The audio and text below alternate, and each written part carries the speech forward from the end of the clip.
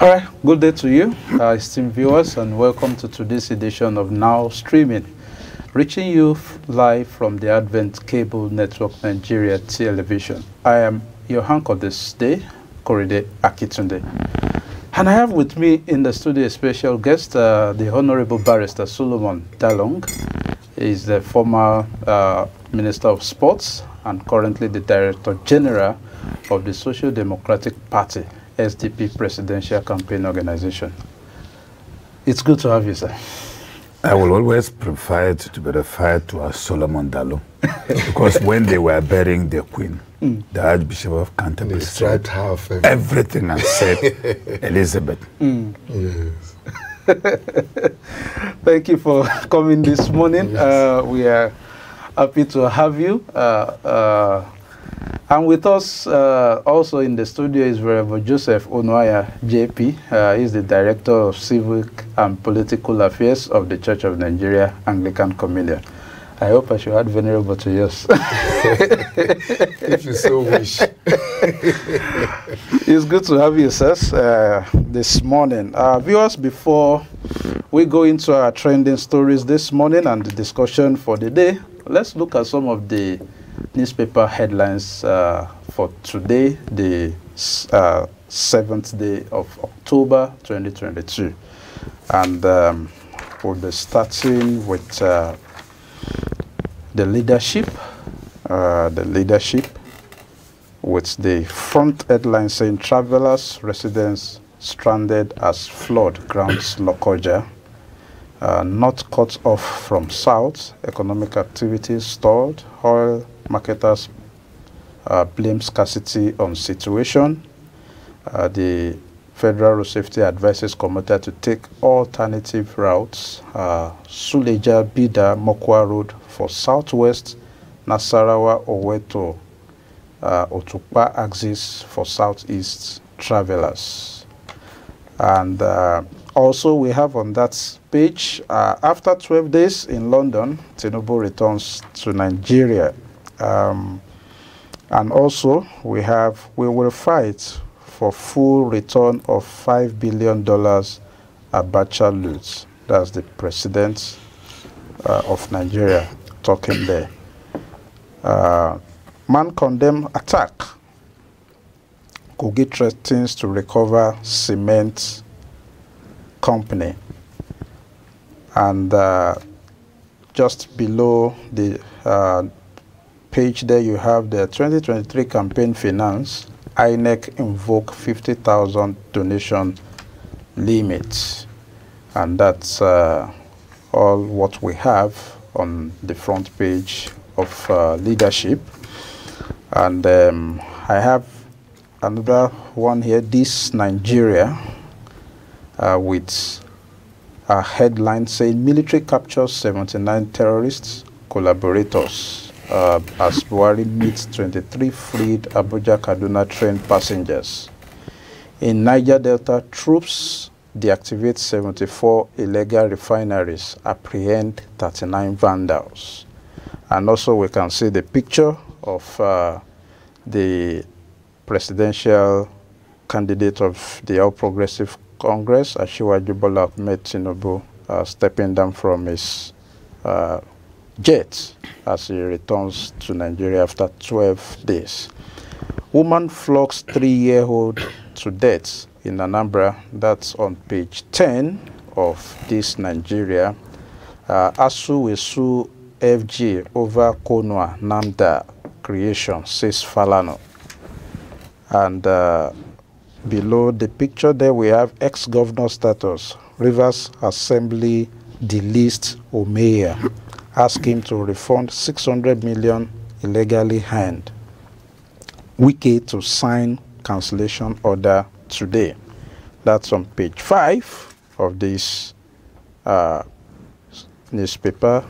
And the last one at the bottom of the paper is 2023, check fake news in national interest. INEC tells online publisher. And above the masthead is world economy will suffer contraction in 2023. That is IMF warning there. We go to Authority newspaper, and we have a bold one there on insecurity. Buhari directs service chiefs to replicate Northeast successes. We will use non-kinetic approach for release of abducted Abuja Kaduna train passengers. We used non-kinetic, that's the DHQ saying there. Terrorists involved will be neutralized soon. That's Irabo talking on the release of the Abuja Kaduna train passengers. And above the masthead there you have Army court-martial 68 officers, soldiers. And then you have 2023 campaign, why politicians must avoid ethnic, religious, personal attacks. That's ex-President Jonathan. Senate orders NUPRC to return Atala oil to original owner. Wike set to sign document to recognize Umahi as former governor today. And below the pictures we are seeing there is 2023 respite for APC as Tinubu returns from UK trip. 2023 Obi at Harvard downloads policy trusts if elected. FG seek new regulations to protect sea-based mineral exploration. Woman 37 kills berry maid in Anambra. That's that on Authority newspaper. And the last one for this morning is New Telegraph with a bold one there. Intrigues. Rivers Assembly strives Omehia of ex-governor status to refund 600 million benefits, 96.5 million pension. House terminates all other privileges and entitlements. Sheath your sword, NEC member tells Wiki orders. And we have just by the picture there where we are seeing the president who visited the released passengers of the Abuja Kaduna train. And beside that, we have FG's insistence on waterway, another show of insensitivity to Nigerians' plight. Afeni Ferry. Appeal court to rule in ASU request against industrial court order today. And Oshiomhole defends Adamu over leaked letter to Tinubu.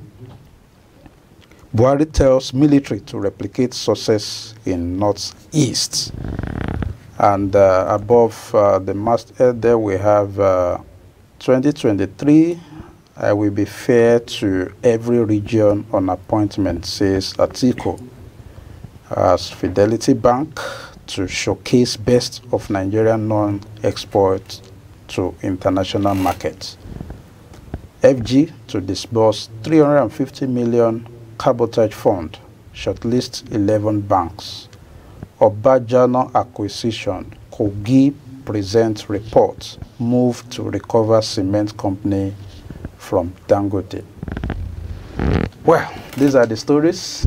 Let me start with you, sir. Which of these stories are you reacting to? Well, I want to commend the president for finding time to visit the release abductees of Abuja Kaduna train attack after spending about 80 days in captivity. That is what is required of a leader. Yeah. I commend the president, except that I expected him to have spread his fatherly love to cover the victims, the entire victims. Because there were about 78 or 80 something that were kidnapped. There were a series of stories of how they were released in barges. The non-kinetic jury The military is now flaunting, I don't know whether it covers the earlier abductees release. I guess it didn't cover them because they were released through maybe monetary kinetic approach. Because we had stories of how families had to pay 100 million to release them. So if the last batch had finally been released, it is expected as of the father of the nation to have organized a reception for the entire abductees who had been released and receive them at the State House. So that one, he will give them the sense of belonging, that the country is with them. That will also demonstrate the show of fatherly love. It will also assure Nigerians that the president is not as insensitive as it is expected. But his choice of visiting only these 23 has further divided the country. What makes the 23 more exceptional than the earlier numbers that were released? And if visit to release abductees is what he has decided now to show us compassion for victims of abduction by criminal gangs, why did he not visit other abductees? The Kagara 386 students who were kidnapped in Niger. What of the students who were kidnapped in Katsina, very close to his house, when he visited Katsina just 5 hours before they were abducted? They were released, he never visited them. So this choice and pick policy of the president is what has made Nigerians feel that, I mean, his style of leadership is discriminatory. Because he chooses who to visit, who to associate with, while he presides over an empire called Nigeria that has about 480-something ethnic nationalities and has about over 1,000 dialects. So while commending the president on that, I think he did not impress Nigerians. One of the interesting stories there is the issue of travelers now being stranded. Yeah, it's terrible. It's indeed devastating.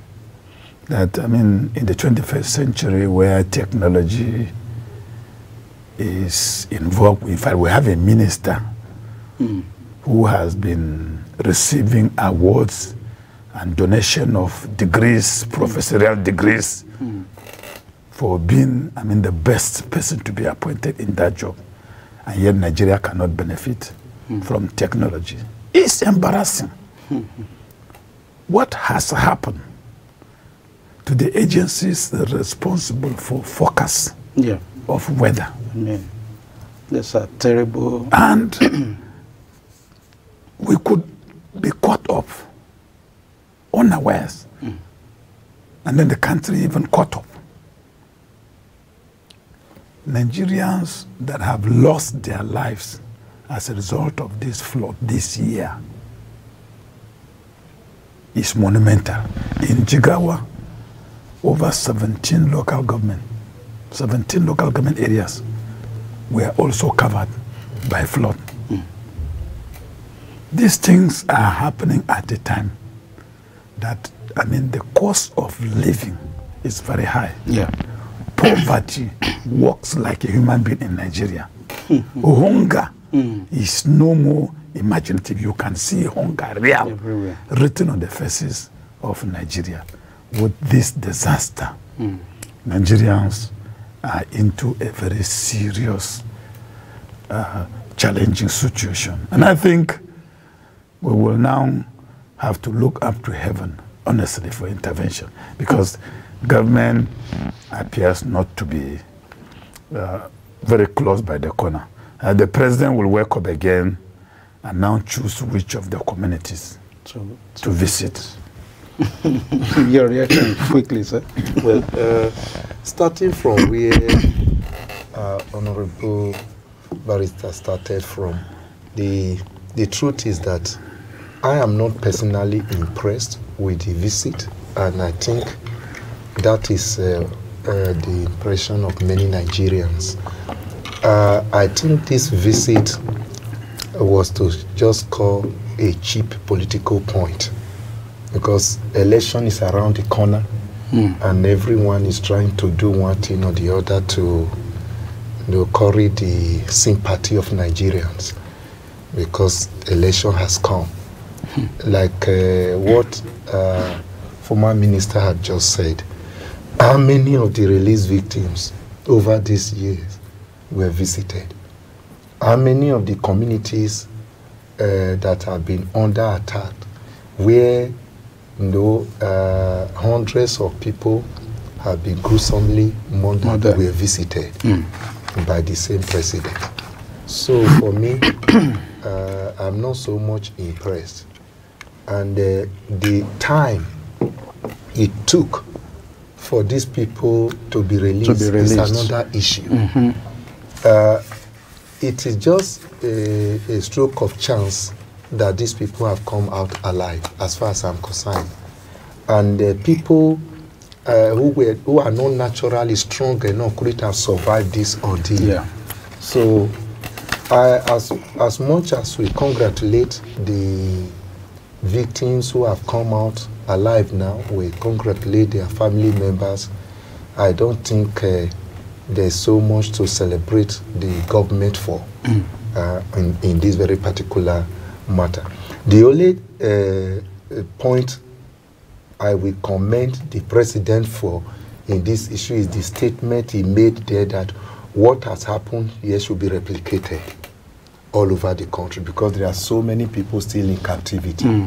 So how they go about that, we'll watch and see in the next few weeks. Then going to the Lokoja flood issue and the major road that have been cut off, it's already having a very serious impact on every person. I learned that the fuel scarcity in Abuja today is part of the effect of what has happened in Lokoja. And my own concern is the former Honorable Minister with us here talk about the use of technology. Can't we help ourselves?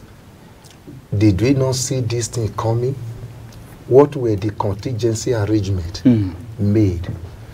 The two routes just mentioned, somebody was speaking to me yesterday that the Niger state route they mentioned, no one will confidently want to pass that very road because of insecurity. Yes. We know what has been happening. Yes. That is on that.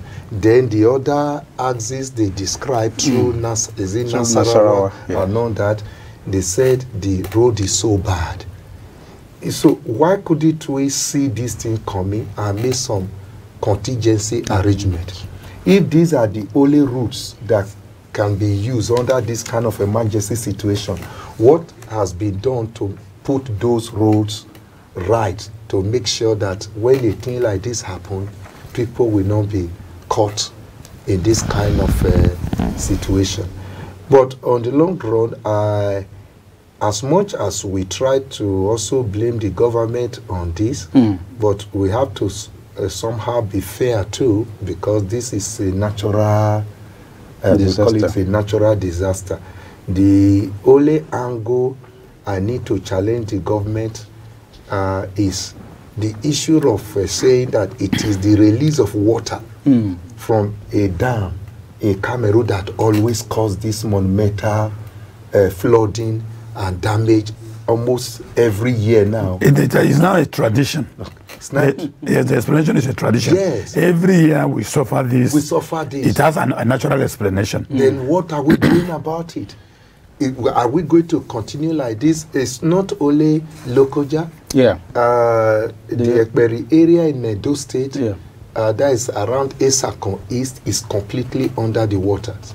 If you go to Anambra, places like Ogbaru, I even saw the cathedral is under the water. The Bishop's Court. The Bishop's Court is under the water. So, and so many places, and you see the suffering that Nigerians are passing through. It is ought not to be at this time when people are managing to feed, managing to survive. Then you see your property completely. I stopped rice farming. Sorry to interject. I stopped rice farming because of this same flood. Okay. That the first year I invested much as 50 million in farming, and just 7 days to harvest. 7 days, we were about to move in. Then suddenly there was flood. It swept the whole farm. And the explanation I had that year was that there was a release of water from a dam in Cameroon. The second year, I went into the same rice farming again, put in as much as about 20 million into it. Now, I had the same problem now. About the time we were to go into harvest, shortly, the whole rice was subsumed, rice farm was subsumed by water. I was lucky to be able to escape with 70 bags. And the third year, I put again another investment just for me to wake up. Rain stopped in September. So I couldn't even come out with a crop. So I had to stop farming and walked out of it. So, I mean, these things have been with us all these years. I'm talking about my own loss, not my neighbors where my farm, not rice farmers all over Nigeria. I mean, as a government, isn't it time for Nigeria to be able to find an answer to this dam that is always yearly released, and Nigerians will suffer economic loss and loss of lives. Now, can't Nigeria try to engage Cameroon and find an answer to this? But I will historically also tell you that I discovered that the construction of that dam in Cameroon had a partnership with Nigeria, and monies were provided. This is something far back in the 70s for the construction of canal, where when this water is released, it is discharged through this canal into the Atlantic Ocean. But that Cameroon succeeded in building the dam and discharging their own part of the bargain. But on the side of Nigeria, this man called the devil, who always advised Nigerians to do wrong things, advised our people, and the money maybe escaped. So we are paying for that. Dearly, annually for this. Well, I think, let me ask before we go on break, one of the stories that is still trending this morning is the return of Bola Tinubu. What is your reaction? You've been there. These are the things that we saw when Buhari too was coming up on stage. Where did, from your own information, where was Tinubu for the past 12 days? No, I think Buhari was much stronger than Tinubu in 2015 because Buhari never traveled frequently to London as we are now seeing. Buhari's problem actually started after he came. A year into office, and he took ill for the first time in his lifetime, and that became the crisis which we are still dealing with. But back to the drama of jetting out, in and out of London or UK by Tinubu, and then the show of shame that is always organized at the airport to mislead Nigerians. I mean, it's shameful. It's shameful. Having been in government, I can volunteer for Nigerians free. That people with such pedigree are not qualified to even be guests to the State House. The job of a president of Nigeria is very, very rigorous. It requires a man who is physically fit and mentally alert. Whose brain will move, will oscillate around the country. I don't see that in Tinubu. I was a member of the highest political body of Tinubu, the strategic committee. When I resigned from SDP, I resigned as a member of that committee. And if I had remained in the APC, I would have still remained one strategic personality within that campaign. But I had to reconcile between my conscience and my greed. And my conscience defeated my greed. Because my conscience overwhelmingly overruled my greed of belonging to a party that all is there. I think we are even coming to that after the break. We have to find out why you left PDP. No, but I'm just on APC. I'm just saying that we have nothing to celebrate. I mean, the mere fact that he just in and out with no reason. No reasons. And then he is trying to convince us, cycling in UK, to convince us that he is fit. Fine. Well, there was 5 million, purported 5 million man march in Okene, which a fit president should be leading. But he was cycling in the UK. I think Nigerians have so much to suspect about that mandate, that ticket. All right, let's go on this quick break. When we come back and speak to the former Honorable Minister of Sports and the DG of SDP Presidential Campaign Organization. Please stay tuned.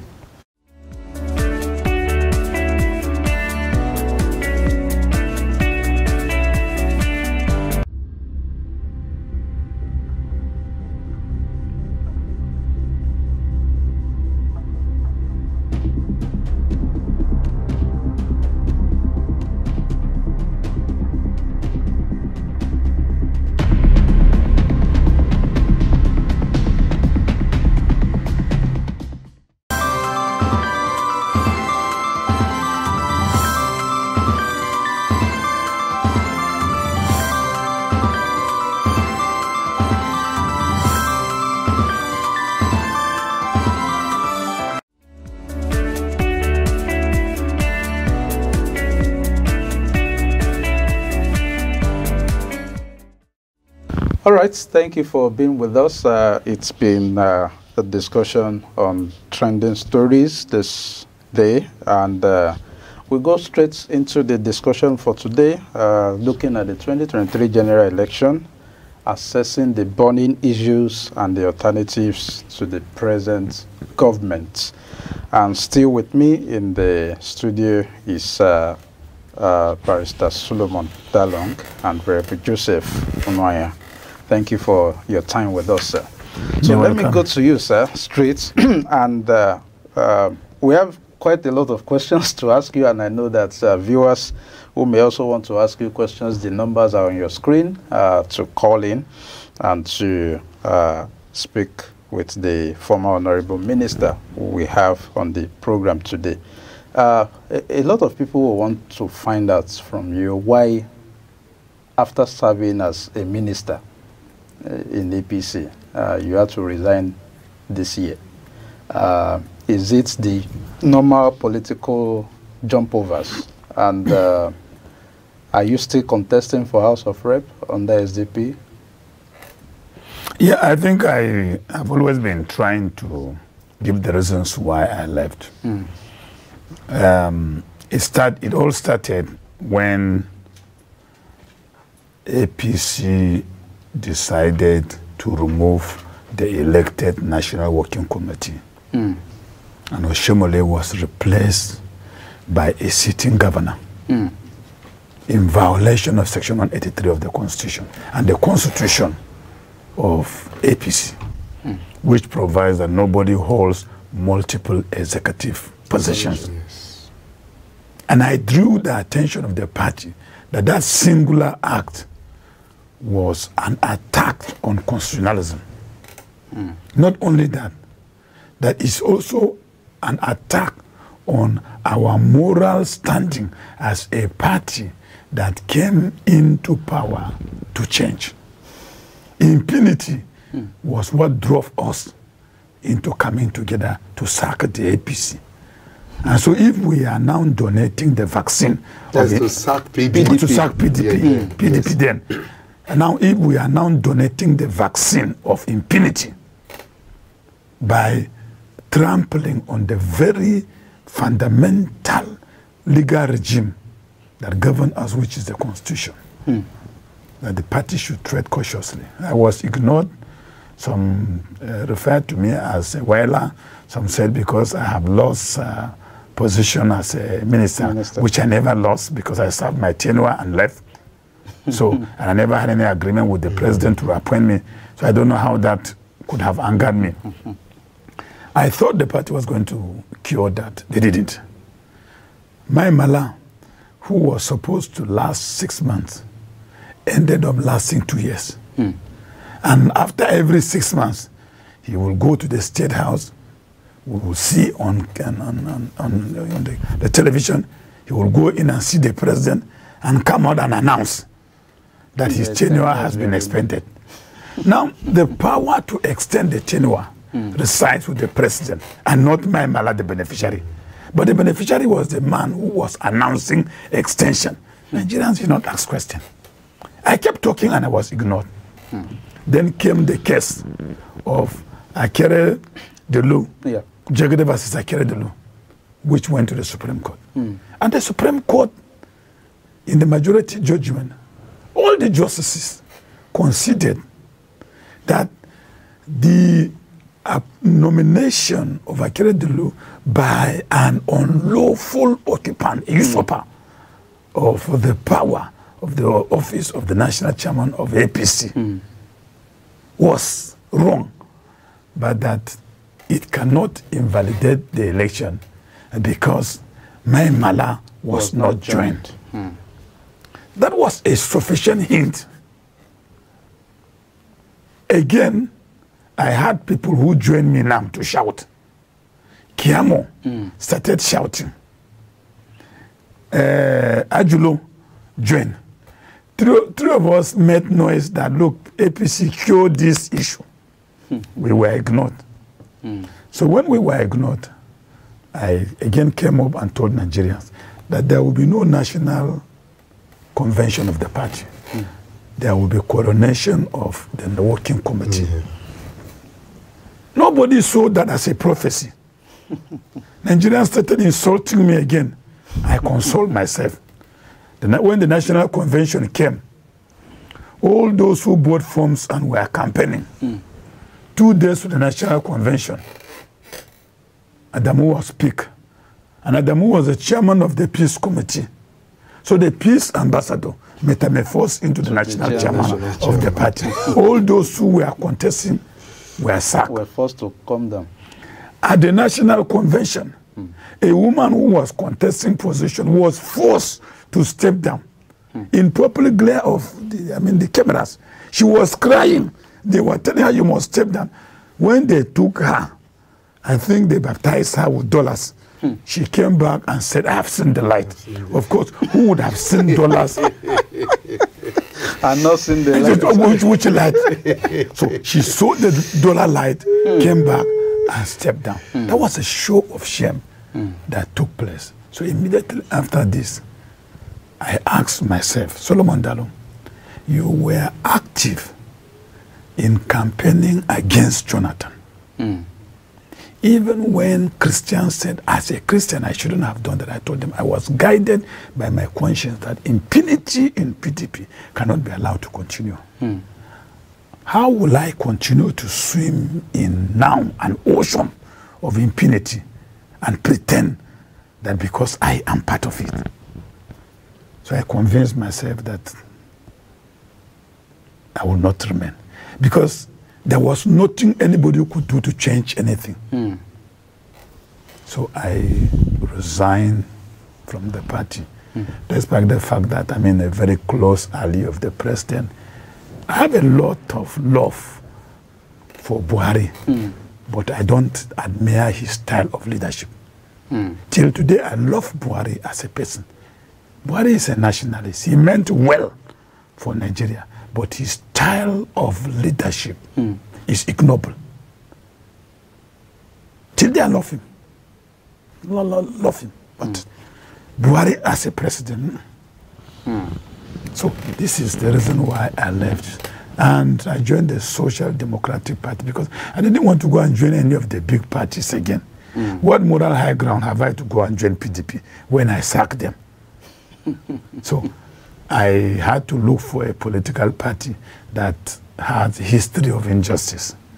And the APC, the SDP, is the second oldest political party that has suffered injustice in Nigeria. Till then, Nigeria has not addressed it, so I joined it, and I'm contesting. But Paris, you are a comrade. Yes. Why are you not in Labour Party? No, the Labour Party, why I didn't join the Labour Party is an issue of choice. Like I said, I looked at this political party. The Labour Party has never had any incident of injustice.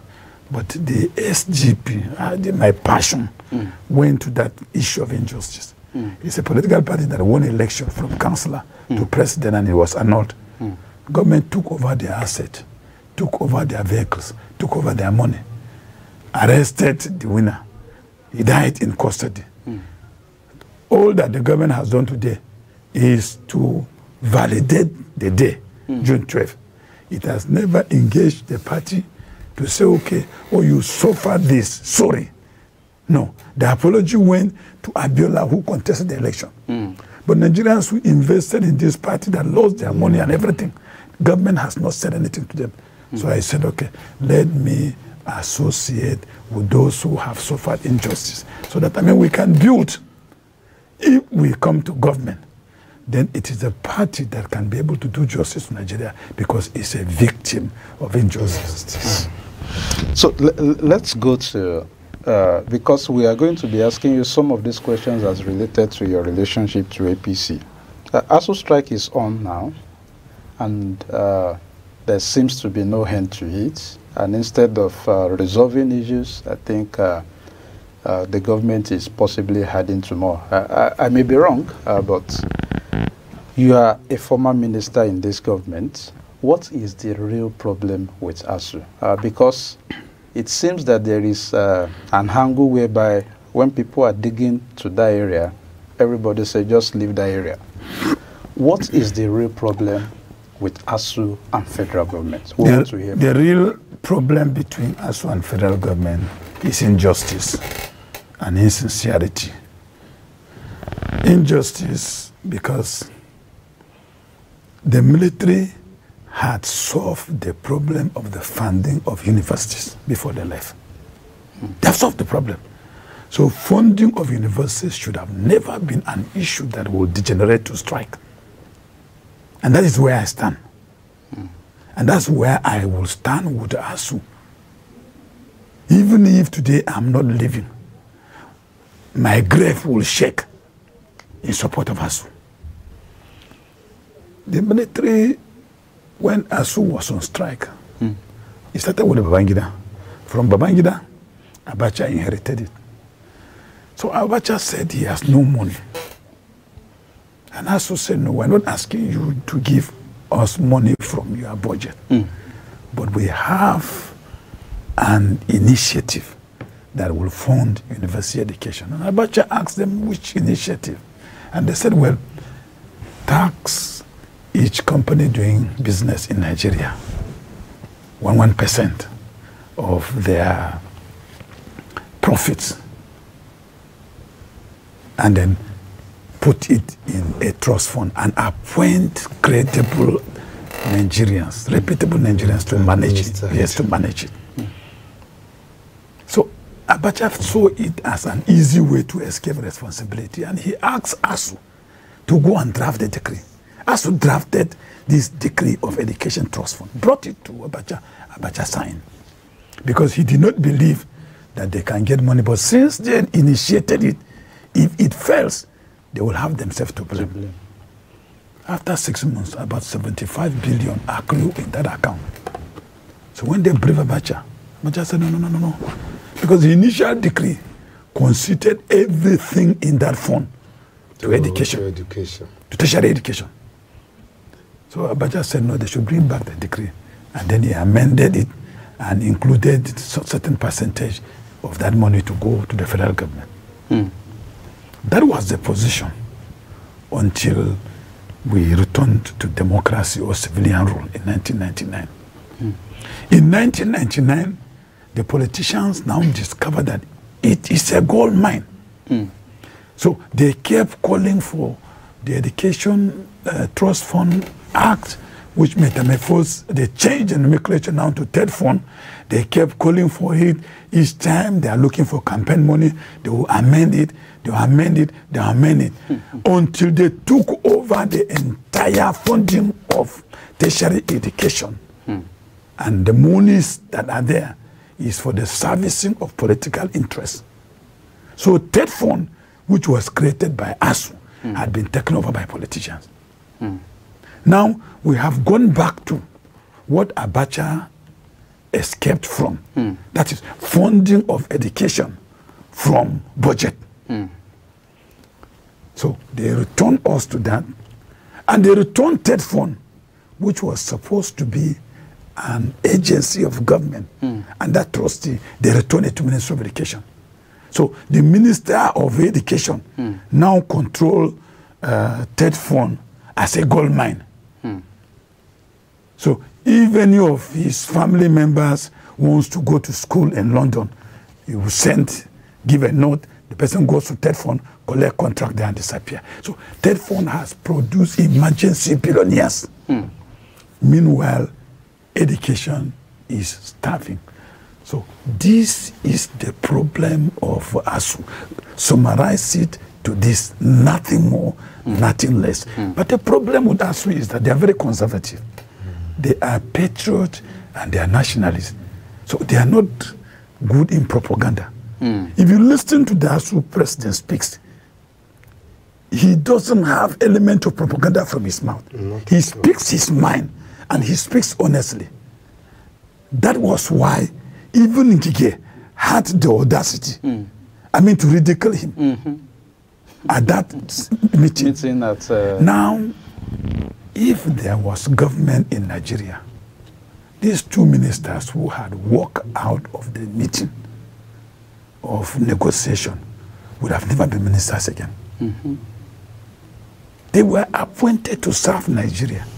Our children has been at home for 7 months, and they can afford grandstanding at a meeting of negotiation and walk out.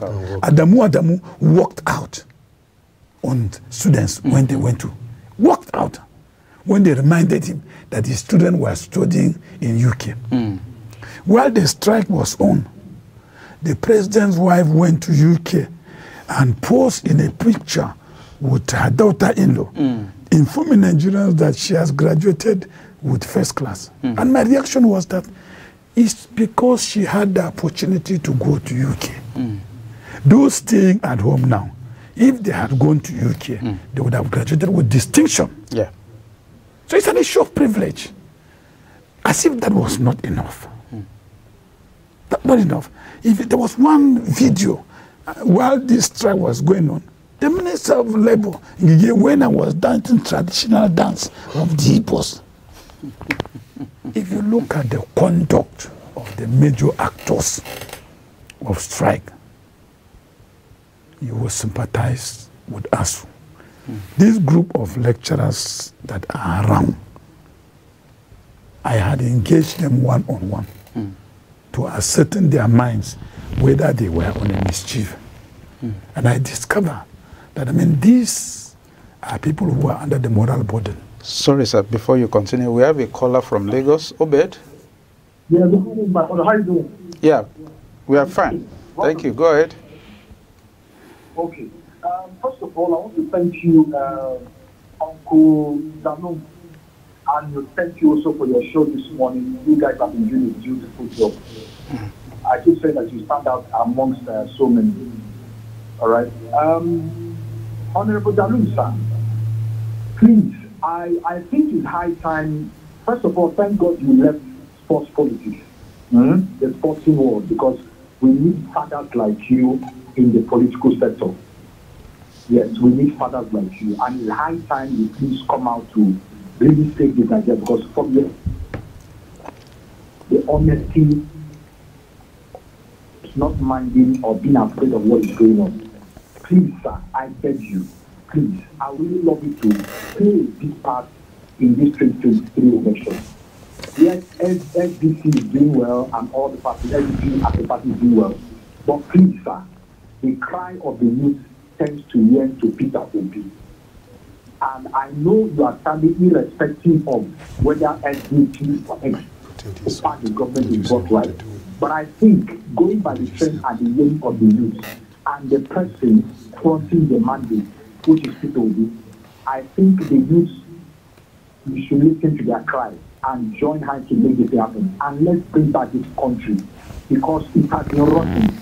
All right, thank you. And things are done rightly. Thank you, Mr. Obed. Thank you very much for your contribution. All right, sir. Yes, the Honorable Minister, let us move to another area quickly because of time. The issue of insecurity in the country has been something that is very worrisome, and you've been part of this government before, and also from the core north. I think you should be able to tell us your mind about that and the way out. The same thing goes with the issue of the oil theft going on in Niger Delta. Some of us have serious reservation for a destruction of and burning down of modular refineries where we don't have any functional one. So we want to know your mind on that, and the issue of the depreciation of Naira in the international market. See, some of us who were born, the Nigerian Naira keep going down and going down. I mean, this government met it at about 200 or 180. 187. And now it's 740. 740. So, what can you say to us on this? You see, the issue of insecurity is politics and the emergence of what we call conflict entrepreneurs. When you have people who are responsible to provide security getting interested in security issues, definitely it becomes an enterprise, and it will not end. The Nigerian army, the Nigerian police, the Nigerian security architecture can deal with this ragtag security situation in 2-3 weeks. And this is an army that went to Sierra Leone and removed a government that controlled the airspace and a territory. From the air, it launched an attack, dismantled their capacity, incapacitated them, moved in troops and removed a government. It's the same military that went to Liberia. When General Dogoyaro went to Liberia, the rebels have taken over everywhere, including the airport. The general landed in that same airport, started war in the airport, and recovered Liberia. So Nigerian military can't address all this nonsense. But the problem is that governance now had become an enterprise where people in government are interested in the resources, even the ones that are meant to provide security. I've been hearing stories of purchase of arms and all equipment. But the more equipment we purchase, the more notorious bandits and terrorists and emboldened they become. So it means these theories of purchase of arms and equipment revolves around the conflict entrepreneurs who are beneficiaries of this. And you can see how those within the corridors of powers and are getting richer, acquiring properties, while this thing continue to linger. In one transaction in Nigeria, one single transaction, an accountant general, the custodian, the man who is supposed to account for every penny in Nigeria, is alleged to have stolen 109. That's one transaction. He has not been investigated for us to know how many transactions in the 6-7 years he has been holding sway as accountant general. So that tells you, that confirms what I tell you, that governance had become an enterprise where conflict entrepreneurs feed fat on the situation of Nigerians. This issue can be handled in a very short while. The military can deal, Nigerian military can deal with it. Our military is still the strongest. But they are very weak because even themselves, they hear stories of this money, but they don't see it. You can remember one general, out of frustration, he launched a video call from the theater in Maiduguri, where his vehicles, he has changed tires 3 times. And they were trying to change another one. And he called his commander out of frustration, where he himself was in the bush with his troops, vulnerable. And he said, this was what we are going. And the man later had, he was either court-martial, because he has to be court-martial for telling the truth. He should have. Now, my honorable, you know, I've always known you to be a very forthright person, somebody who stands on the side of the truth. With what has happened so far, you said you love Buhari as a person. You repeated it several times. Could this really be lack of political will to deal with the issue of insecurity? Or can this one, the suspicion of Nigerians, be confirmed that this is an agenda to spread a particular religion? I don't know how we be able to put this together or put it in perspective. No, you can only understand this when you listen to what Aisha said, the cabal. There are a group of ignorant, uneducated, experienced people within the power corridor. They held the entire environment hostage. And they negate with impunity the will of the president. When I saw the president, that was the last time I saw him, on the 3rd of March 2020. And I took the president on a review of the security situation. And I discovered that a lot of what I said were news to his ears. But I'm not surprised. I'm not surprised because even when I was in government, there was something that happened. When we came in, there was crisis in the Niger Delta. And there were different theories.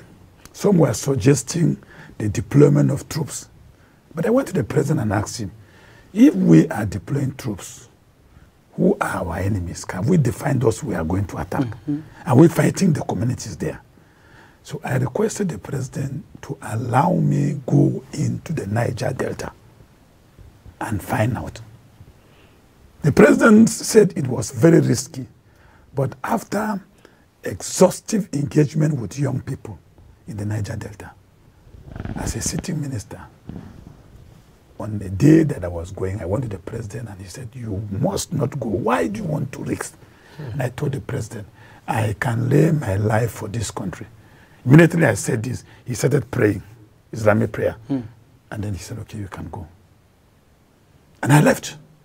I went into the creek. I was given a security to accompany me.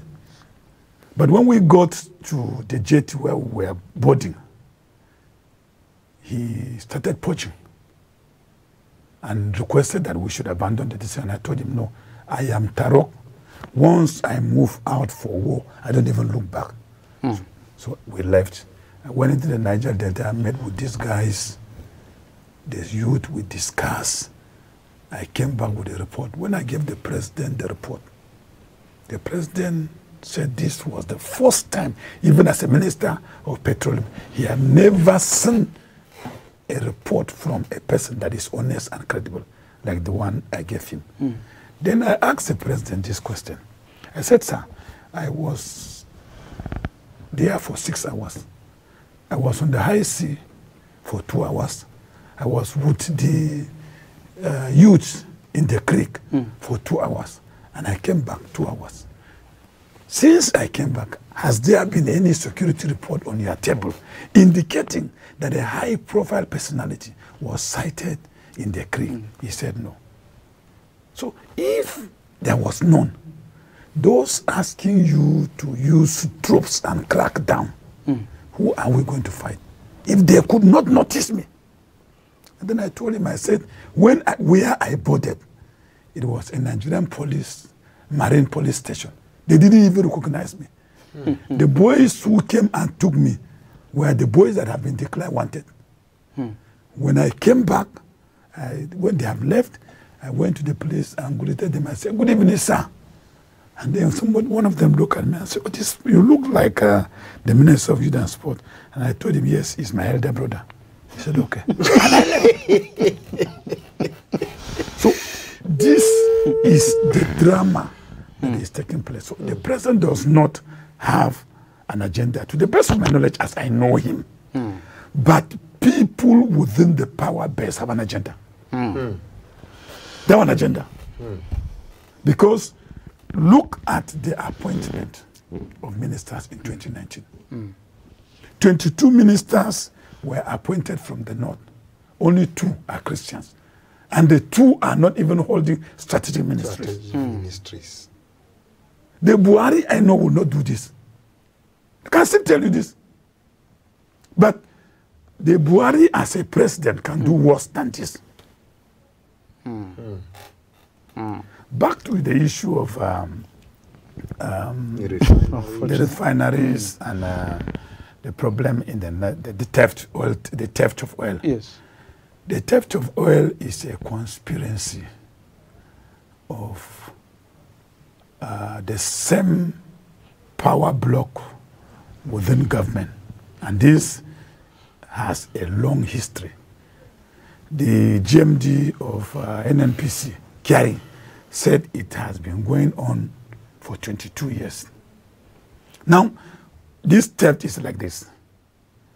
Pipes have been built and connected to the terminal under the sea. Yeah. And they have been stealing our crude. As at today, they steal 600,000 barrels per day. So 600,000 barrels times whatever dollar per barrel a day will give you. So we are losing like 4 billion on daily basis. On daily basis. This stealing cannot be done without the complicity of the high-ranking people in government. When I went to the creek, you know what the young people did to me? They said, sir, come. They took me on the high sea and we pursue one of the ship that has taken stolen and was going. When we went, the ship was as big as this building. And they came. They overtook them. They said, you see this? This is a bunkered oil. They are carrying it. This is not done by us. And of course, if you see the boys who carry me, they don't even have the capacity to do so this business is something that can be done by people who have the capacity and who are in government, who enjoy the protection of the state. The state. So this theft that is going on is government stealing Nigerian government officials, some government officials, people in government are aware. So this now takes us back to this Naira. We are not a producing country. We have been a consuming country. The only thing that brings our foreign reserve to Nigeria is the oil. That's what brings dollars. We don't export granite again. We don't export cocoa. We don't export this. We don't export that. And the international market, the transaction, the balance of trade is done based on your export and import balance sheet. So Nigeria has a deficit of export balance sheet. We import everything, including toothpick. And it's, the money is paid through this same oil, which is the main source. So now that stealing has taken over that place, of course the Naira will never win any battle. Because as the stealing, the barrel increases, the Naira will also be losing the battle. And then another thing that has led to the loss of this is that we don't have a central bank governor. It's not an economist. We have an accountant there who is presiding over the central bank. And the only thing he knows is to bring out the dollars, give people politicians to go to the Bureau de Change, sell and make money. When we were in government, there were emergency millionaires because they were collecting hundreds of thousands and millions of dollars from the central bank.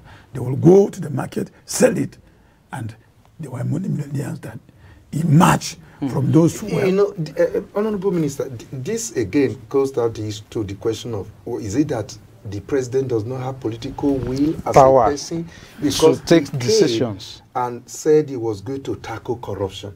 And we all know that there have been monumental corruption going on under the watch of Mr. President. No, the president currently does not have the political will to deal with the issue of leadership. And that is the truth. The wife had come out. And the statement of Aisha 2 or 3 days ago is embarrassing. And it's even a betrayal of trust. Because she misled Nigerians to elect the president. She said the president has been suffering from traumatic mental issues. And that is as a result of the war he fought. And then the series of elections. No, also the detention for 40 months and the series of the elections he lost. So he has mental issues, according to her. According to her. And she said she has been dealing with these issues since she married him at 19. But she kept quiet. In 2015, and Nigerians trooped out and made the highest investment in his charisma to elect him as a president. She did not help Nigerians in 2019 to say, look, this man, after trying for so many times, he can go and rest. She was at the forefront again of misleading Nigerians. During our first tenure, which was part of government, she was crying blue mother of a cabal. But this second term, she has gone quiet. There's no more cabal there. All we can see happening with her is marrying her daughters.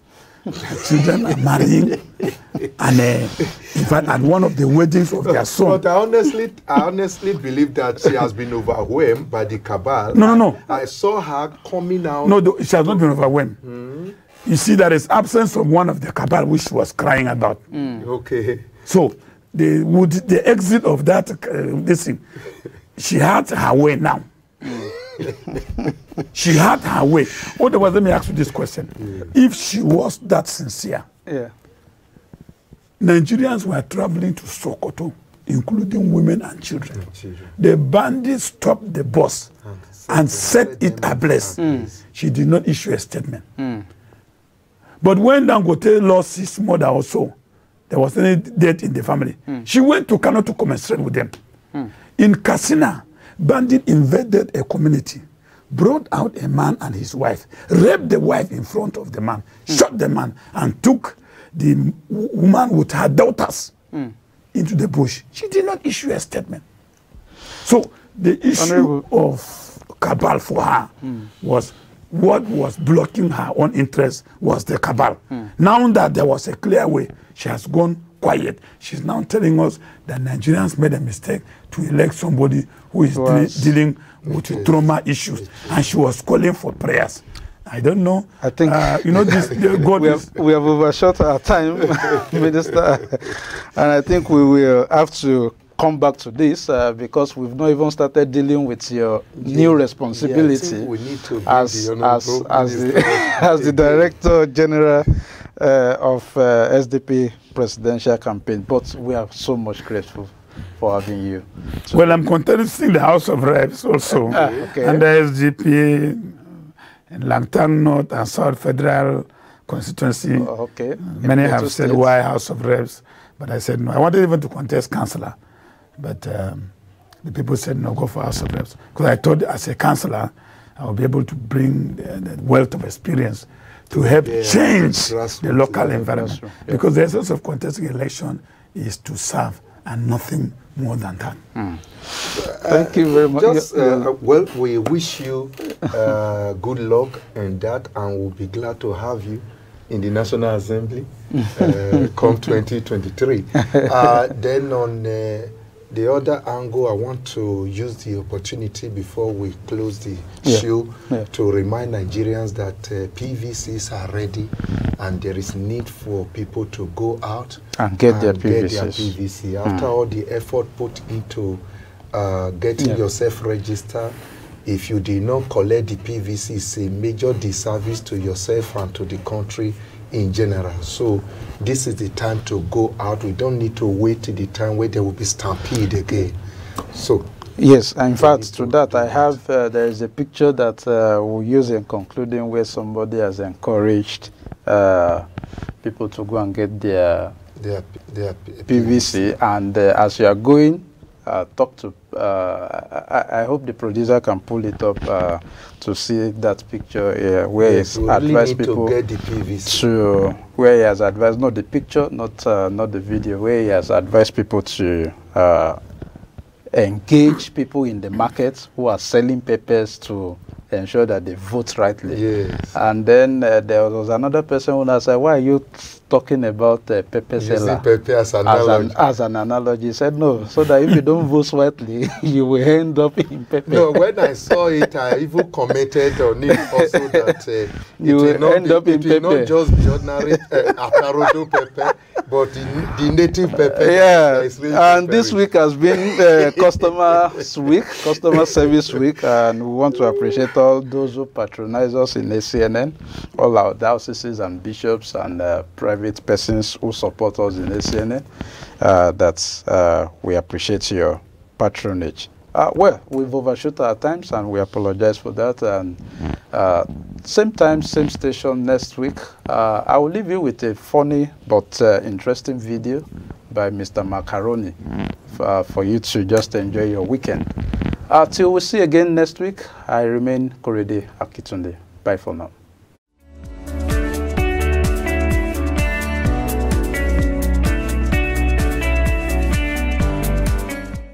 I've got the theory of you because I know you are the top in your region. Who this time around cause confusion. Yoruba, abuse yourself. I go and abuse Igbo. Igbo go and abuse Hausa. All of you should just be fighting, because that's the only way we can make it work. So that these youths, they will not get the chance to be united.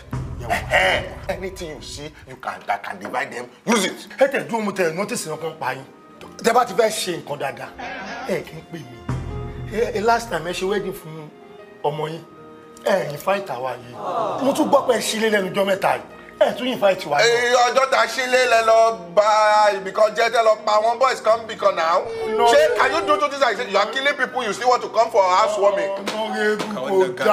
I want to bank on Jen. He didn't Chile. I want to ban on he didn't Chile. I want to ban on you. And he didn't say continue. He didn't do. And then do no family. I want to have you. Oyishi, what you see what you see what you are giving them it's not can get any woman gonna n'ihu. Me all I name woman gonna n'ihu. Me talk on no again happen. Who say gonna be successful? Circulate everywhere. I was also honorable. Kana kolo puske na ko kana kolo ka ganni ko duba ido na ku so ka duba ni kind of ABD kana jin ko ka gane ba kana yara ba ka kira su mara yanzu nan kai ka samu wani post ko kana kira duk iyalinka kana sa su a duk wurin mu babu da iyalin zaka taimaka ka duba na mana ni gadi a ABD ya faga sa leave me magana wallahi na magana sai bon ko don so ko nje kon ba yin ja o wọ́n ní kẹ́ lọ ronú yín nù ẹ pé àrò àti ọ̀dọ̀fín nù yín kẹwò nǹkan tẹ́ fẹ́ ṣe sílùú yìí tó fẹ́ da ṣíkèrè àwọn ọmọdé kò sókè kó má bàa jà wọn mọ́ yín fẹ́ ìjọba lọ dàlú mọ́ ìjọba tó máa dé tó máa ṣọ̀nà fún wa ìjọba tó máa ṣe tó máa ṣe náà fún wa ìjọba tó máa dé tí oṣù máa lọ déédé tí ò ní sí bá àwọn ọmọ wa ń jókòó sílé mọ́ ìjọba yẹn la fẹ́ ìjọba tó máa dé tí ẹyọkan ò ní máa ṣerú ẹnìkan òun la fẹ́ fẹ́ ìjọba olórí burúkú ṣíkèrè àwọn ọmọdé kò sókè àwọn ìjọba ló bá wa pànìyàn àwọn ọmọ tí ń dẹ̀ wà mí tó da zaka da ka saba bari ka kana wani iri da dalla kabbara dalla ka kiyaye ranka su sai su kashe mutane mu ba ma so mun fasa dan baro ba